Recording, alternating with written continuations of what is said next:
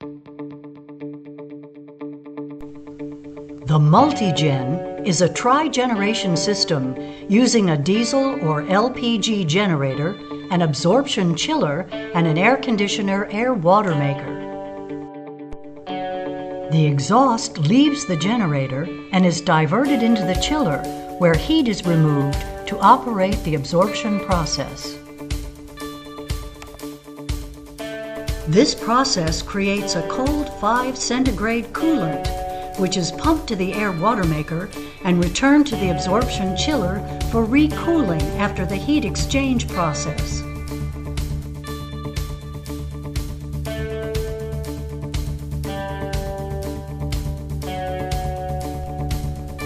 The Air-Watermaker, in turn, is processing atmospheric ambient air and collecting the moisture, and in the process is providing cool air suitable for air conditioning. This cool air is the byproduct and result of making water from the atmosphere. The water is stored for future usage.